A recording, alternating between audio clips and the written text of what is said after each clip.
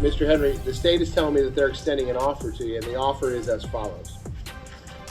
In case number 19-1871 CF10A, they're going to null pros or drop counts 1 and 2, both first-degree murder charges. YNW Bortlen was just handed a shocking plea deal that could flip his entire future. But this deal of the century didn't come free. By saving himself, Bortlen may have set the stage for Melly's downfall. Reports say he's already revealing chilling details about the night that landed them behind bars. Let me break it down.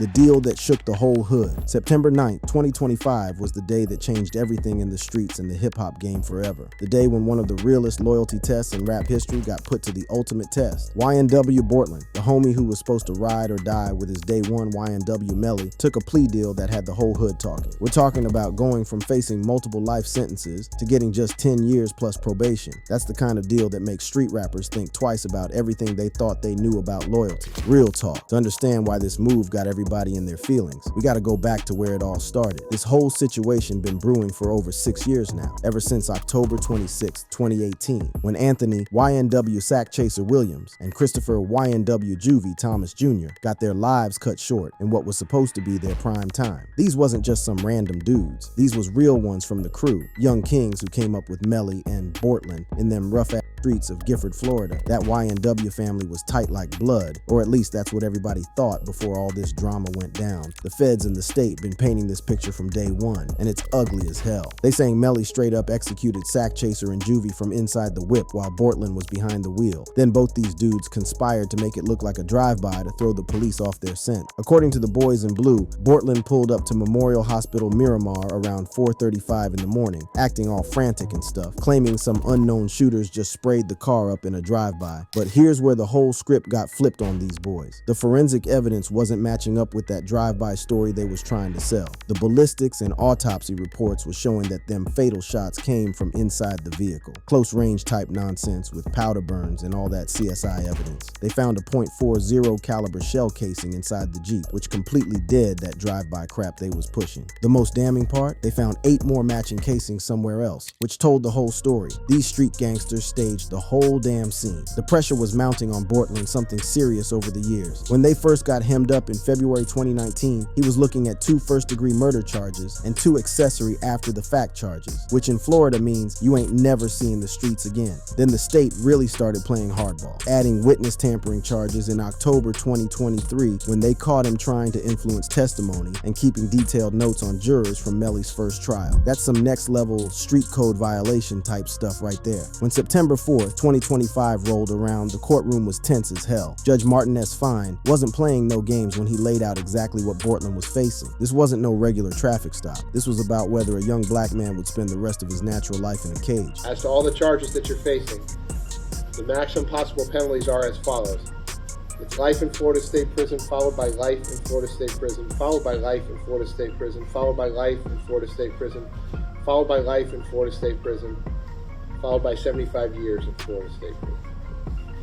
Do you understand the charges and the maximum possible penalties involved? Damn, when the judge broke it down like that, it hit different. 5 life sentences plus 75 years. That's some apocalypse level punishment that basically means they was trying to bury this man under the jail. That's the type of number that makes even the hardest street soldiers think about their mama and their future kids. But then the state threw him a lifeline that probably saved his whole bloodline. The commentary was real about how significant this offer was. Don't accept it, and one of these trials doesn't go your way, and you end up with life in Florida State Prison, which is a mandatory sentence. The state just offered YNW Bortlen the deal of a century. This could change Melly's trial completely. The prosecutors came with an offer that was so generous, it had lawyers scratching their heads. They would drop both first-degree murder charges, which carry mandatory life sentences, if he copped out to 6 lesser charges. We talking accessory after the fact, witness tampering, conspiracy, gang charges, and some communication device violations. That's still serious time, but compared to life, that's like trading a death sentence for a college degree. The numbers on this plea deal was looking real different from what a man facing life was expecting. Instead of dying in prison, Bortlen was looking at 10 years plus 6 years of probation, with all his sentences running at the same time. Plus, he was getting credit for the 6 years he already did since they locked him up in February 2019. We talking about a young man who could potentially walk free in his early 30s instead of becoming another casualty of the prison industrial complex. The investigation had already exposed major problems with Bortlen's story about where this alleged drive-by went down. Detective Moretti broke down how they tried to verify his his account. But the biggest issue is we did not know where this crime occurred. When it initially started off, we didn't even think that this even occurred in our city. We didn't have a crime scene. What we were being told where this occurred, we received no phone calls of shots being fired. There was no spent casings, no glass on the road. There was no indication that any crime occurred anywhere in Miramar that day. Judge Fine made it crystal clear that this wasn't about him trying to pressure anybody. This was strictly business between the defense, prosecution, and defendant. The way he handled it showed he understood the gravity of the situation. The judge put Bortlen under oath and grilled him about his education level, mental state, and whether he really understood what was at stake. This wasn't just courtroom procedure. This was about making sure that years later, Bortlen couldn't come back claiming he didn't know what he was agreeing to. All right, so Mr. Henry, listen, I'm going to put you under oath and ask you some questions, okay? It's only going to be as it relates to the state's offer, and it's only as to make sure that you understand the state's offer and you understand the charges that you're facing here. We're not going to talk about anything else. Bortlen's defense team had been fighting uphill for a minute. On September 5th, 2025, Judge Fine denied their motion to suppress crucial evidence, surveillance footage, hospital interviews, and communications. That ruling meant the prosecution could present their most damaging evidence at trial, making conviction on the original charges almost inevitable. The judge broke down exactly what type of charges Bortlen was facing, and those numbers were looking scary as hell. 1 and 2 is murder in the first degree with a firearm. Those are capital felonies, which means it's a mandatory life sentence. If the jury convicts you of count 1 or count 2 as charged, that's life in Florida State Prison. I have no discretion. The clock was ticking real loud as September 9th got closer. Bortlen had until that deadline to take the deal, or else jury selection for his trial was starting the next day. Judge Fine made it clear. No extensions, no do-overs, this was it. When the judge explained the details of the plea offer, you could feel the weight of that moment. So, Mr. Henry, the state is telling me that they're extending an offer to you, and the offer is as follows. In case number 19-1871-CF10A, they're going to null pros or drop counts 1 and 2, both first-degree murder charges. Okay? And in exchange for that, as to counts 3 and 4, in that case, the accessory after the fact to murder in the first degree, you're going to plead no contest to both of those. The mental pressure on a young man in this situation had to be unreal. Here's somebody who was barely out his teens when this stuff happened, now having to choose between possibly dying in prison or accepting a punishment that would still eat up a decade of his life. The streets and social media was divided. Some people was telling him to take the deal because in 16 years, Bortlen will still be a young man and could rebuild his life. Judge Fine wanted to make sure this decision was made with a clear head and understanding of what was really at stake.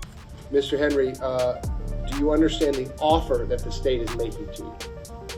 Okay, the 16 years, 3 months, and shade more. So I'm going to pause on it at this point, Mr. Henry. It's going to give you some time, whether that be tonight or also over the weekend, to talk to your lawyers about it, make sure they answer all your questions, talk to your family about it so you can make a decision as to what you want to do. The judge emphasized that this whole process had to be fair and that Bortlen needed to make this choice without any pressure from the court. The reason I'm doing this is because I want the record to be clear what the state's offer was, and the record to be clear that you understood it and that you had enough time to talk to your lawyers about it. You had enough time to talk to your family about it. You weren't under any pressure to make a decision, whatever you thought was in your best interest.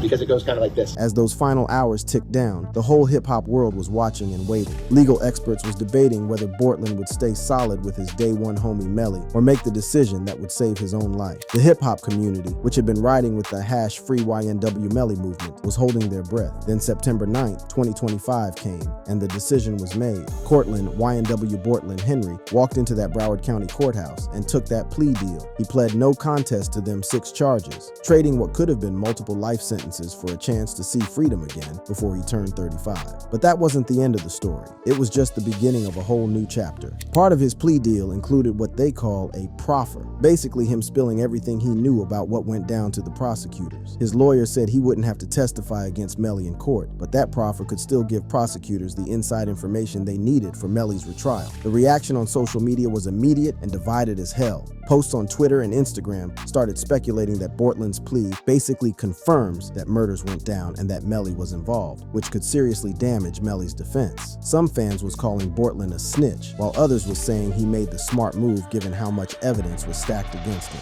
How Bortlen's move affects Melly's future. The second Bortlen signed those papers, the whole game changed for Melly in ways that's about to shake up everything we thought we knew about this case. What started as a case built on forensics and circumstantial evidence just got a potential insider witness, the one rapper who was supposedly right there when everything went sideways. To really understand how messed up this situation just got for Melly, we gotta look at where he was already at before his homie made this move. Jamel Demons, better known to the world as YNW Melly, has been locked down in Broward County Jail jail since February 13, 2019. That's over 2,387 days by the time his retrial is supposed to start in January 2027. The young king is facing 2 first-degree premeditated murder charges, and with Florida's new death penalty law, they only need 8 out of 12 jurors to send him to death row. That's some cold-blooded mathematics right there. When they tried Melly the first time in 2023, that mess ended in a mistrial with 9 out of 12 jurors wanting to convict him on lesser manslaughter charges. The prosecution had already put together a strong case that was looking real problematic for Melly's defense team. Legal experts was breaking down the significance of this case and what the prosecution was really trying to prove. How you feel out here, living out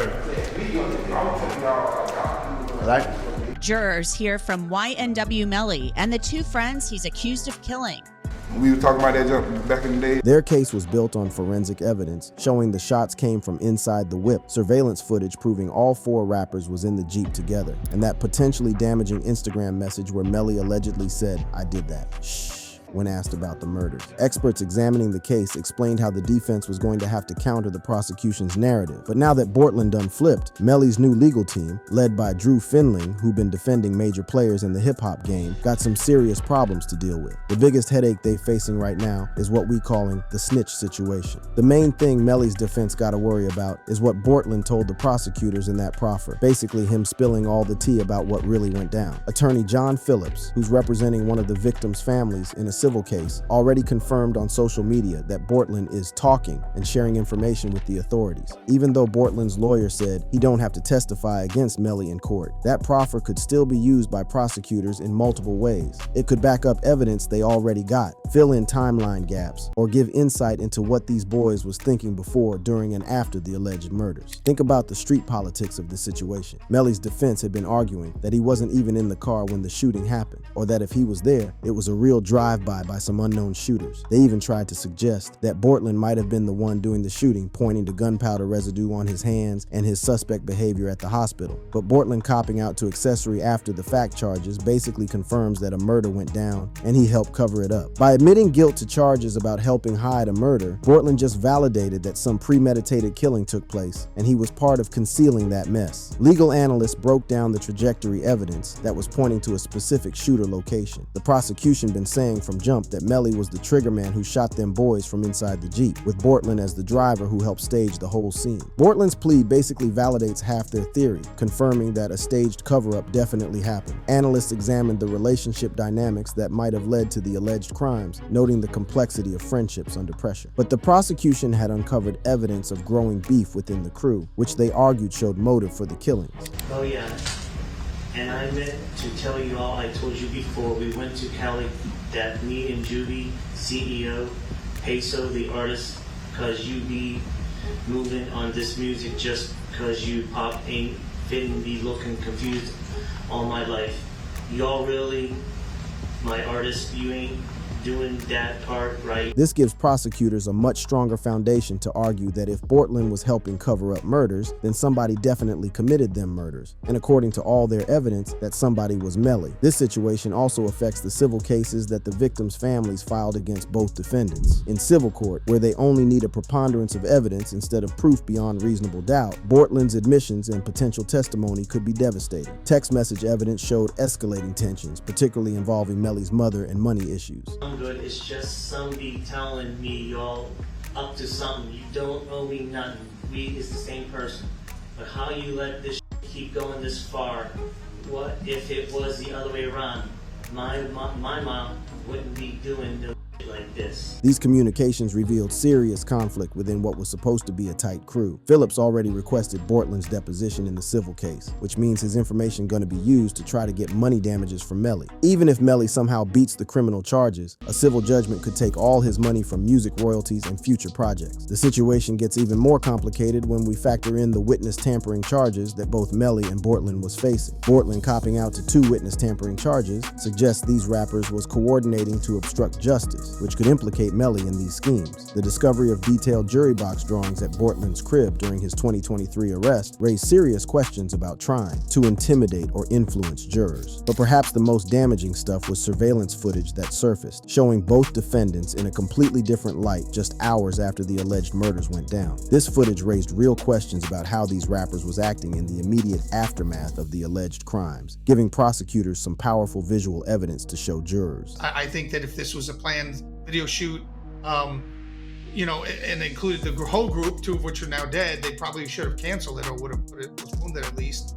So you do think it is kind of odd a little bit, but I don't think for me, it's not like an oh my God moment. These tampering allegations paint a picture of young boys who was willing to go to extreme lengths to avoid conviction. If they was innocent, the prosecution gonna argue why they need to engage in all these elaborate schemes to influence witnesses and jurors. The most scary part for Melly is that Bortlen's plea could increase the chances of prosecutors successfully arguing for the death penalty. Under Florida's non-unanimous death penalty law, prosecutors only need to convince 8 out of 12 jurors that aggravating factors justify execution. Bortlen's admission could help establish these aggravating factors, like the premeditated nature of the crime and the defendant's attempts to cover it up. The prosecution already listed 4 aggravating factors for seeking the death penalty. The murders was for money, was heinous and cruel, was premeditated, and involved Melly's alleged gang membership. Bortlen's cooperation could provide additional evidence to support each of these factors, making the death penalty recommendation more likely if Melly gets convicted. Melly's new legal squad, led by experienced defense attorney Drew Findling, who'd been defending major players in the hip-hop game like Cardi B and Lil Durk, ain't completely out of options. They could challenge whether Bortlen's proffer can even be used in court, arguing that it was given under pressure to avoid a life sentence and therefore ain't credible. They might also argue that Bortlen's plea deal creates inconsistencies in the prosecution's story, potentially undermining their whole case. The defense could also use the fact that Bortlen don't have to testify in court, limiting how prosecutors can present his information directly to jurors. Without Bortlen's live testimony that can be cross-examined, any information from his proffer might be considered hearsay and potentially inadmissible. But these defensive strategies facing serious challenges. The timing of Bortlen's plea is strategically beneficial for prosecutors. By resolving his case before Melly's retrial, they can now focus all their resources and attention on securing a conviction against the alleged triggerman. This concentration of prosecutorial power, combined with the additional evidence from Bortlen's proffer, could prove devastating for Melly's defense team. The ripple effects of Bortlen's decision extend way beyond the courtroom. Posts on social media platforms started speculating that Bortlen's plea basically confirms that Melly was involved in the murders, potentially turning public opinion against the rapper. Some fans labeled Bortlen a snitch for agreeing to cooperate with prosecutors, while others viewed his decision as a smart move given how much evidence was stacked against him. The bigger picture, and what's next for the culture. The shockwaves from YNW Bortlen's plea deal ain't just hitting some courthouse in Florida. This mess is reverberating through the entire hip-hop culture, from the streets to the boardrooms, and it's about to change how we think about loyalty, survival, and what it really means to keep it real when your back is against the wall. But to really understand the full impact of what just went down, we need to examine not just what happened, but what this means for the future of both these brothers, whose destinies been forever linked by the events of October 26, 2018. The legal scholars and street observers who've been following this case closely recognize that we witnessing something that goes way beyond typical criminal proceedings. Now look, today we've got some wild updates from the YNW Melly case. But this time, the spotlight isn't on Melly, it's on his right-hand man, YNW Bortlen. Reports are coming out that Bortlen has been offered a shocking plea deal.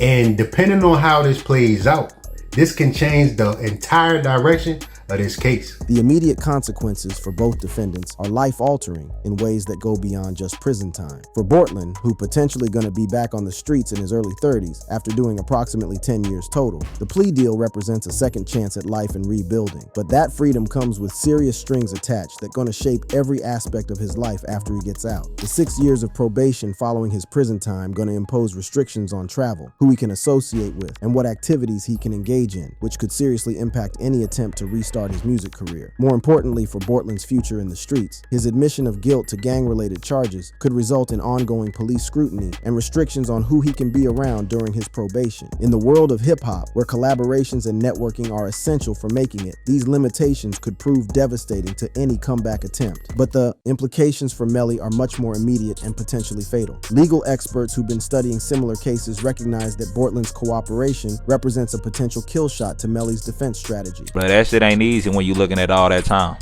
16 years is long too, but that's better than life. The only thing bad about Bort is I think he been out on bail the whole time. So he really ain't got no time served.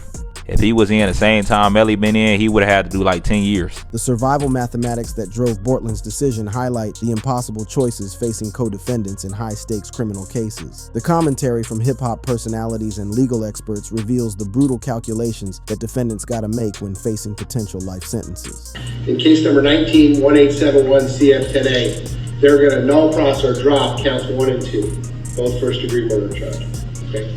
And in exchange for that, as to counts 3 and 4, in that case, the accessory after the fact to murder in the first degree, you're going to plead no contest to both of those.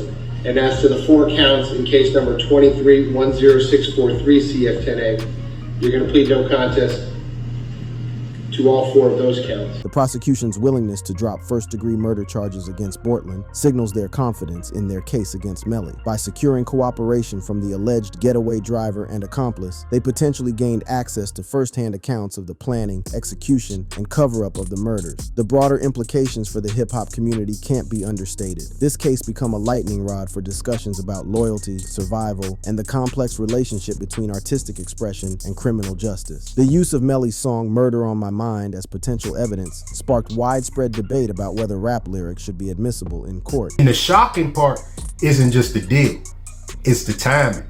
With Melly's trial being one of the most high-profile cases in hip-hop history, offering YNW Bortlen the way out feels like a major play for the prosecution. Legal experts recognize that this case could set precedents for how prosecutors approach similar cases involving multiple defendants and alleged gang activity. The success of plea deals and securing cooperation against high-profile defendants could encourage similar strategies in future cases involving hip-hop artists. The timing of Melly's retrial, now pushed back until January 2027, adds another layer of complexity to the whole situation. Melly gonna have spent nearly 8 years in custody by the time his case reaches resolution, a delay that raises serious questions about his constitutional right to a speedy trial. His new legal team, led by Drew Finling, indicated they're gonna file motions challenging these delays. People see YNW Bortlen as somebody who's been quiet for too long, and they believe that he'll flip on Melly to save himself. And others say that he ain't gonna tell, that YNW Brotherhood runs too deep.